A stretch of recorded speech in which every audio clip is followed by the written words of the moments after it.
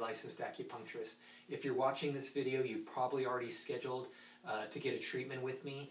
I want to take some time in this video to explain what to do and what not to do after the treatment.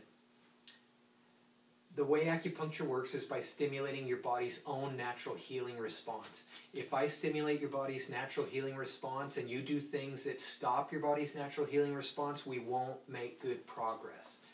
Your body heals in 3 stages. This isn't my idea, this is Western science. The first stage is inflammation, the second stage is cell proliferation, and then the third stage is remodeling. But I want to spend some time talking about the inflammatory stage. Your body has to inflame to heal. That's why it's so important. The #1 rule is after your treatment, don't take any anti-inflammatory drug. I'm going to give you a handout that reminds you of all this when I see you. But #1, avoid any kind of anti-inflammatory drug. If I stimulate your body to heal through acupuncture, your body will respond by inflaming it. Doesn't mean that area is going to swell up, but on a cellular level, the inflammatory process will start. We want it to run its course. It has to run its course in order for you to heal. So the first 48 hours, do your absolute best not to take any kind of anti-inflammatory. #2, I want you to avoid coffee. I don't know what it is in coffee that blocks healing, but for some people, coffee will block healing. So I'm going to tell you to cut back on coffee. A few cups a week is okay, but not every day. You can have caffeine, but you can't have the coffee beans. So you drink strong black tea, green tea, Red Bull, Dr. Pepper, etc. The third thing, I want you to avoid ice as much as possible. There's no doubt that ice is a good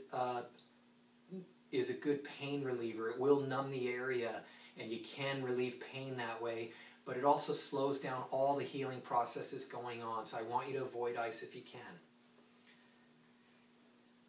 On this list, I've got those 3 do nots. Don't take anti-inflammatories, don't drink coffee, and don't use ice. I've got some do's there. I want you to follow a good diet. Most people do best on vegetables, fruit, and meat.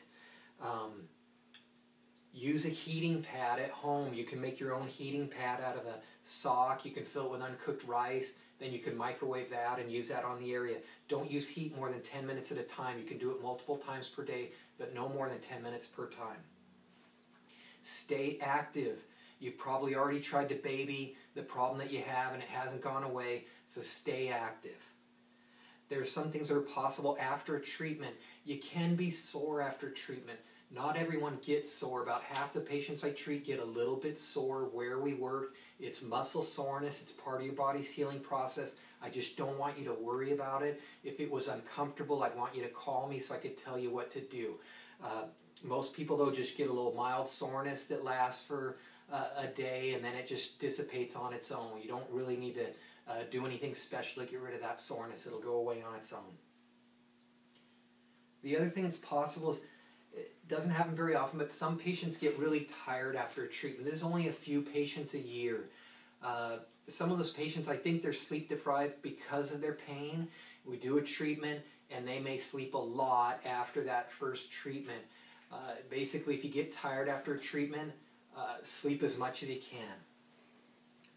On the back of the handout I'm going to give you, I talk about 2 other therapies we're going to use. One is herbal therapy. These are the Tianqi formula. There's a blend of Chinese herbs to help speed up your healing. You're going to take 8 to 10 pills at a time. It sounds like a lot, but it's not. They're real small. They're easy to take. You're going to get a bag of this as part of your treatment.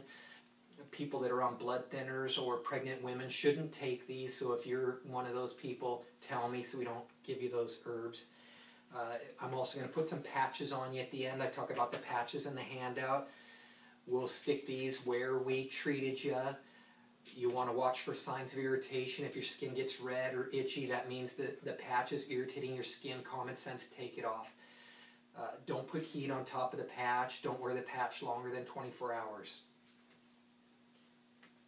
I want to make sure you watch this video. I found that people that are more proactive in their treatment do better than people that aren't proactive. So I want to encourage you to watch these videos, and I want to know that you watch the video, so that I'm going to ask you a question. This is going to be the quiz question for you. And that is, why not take anti-inflammatories? Why should you stop anti-inflammatories? And it's because they block the first stage of healing.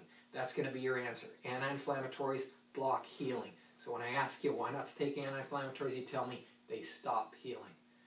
Thanks for watching the video.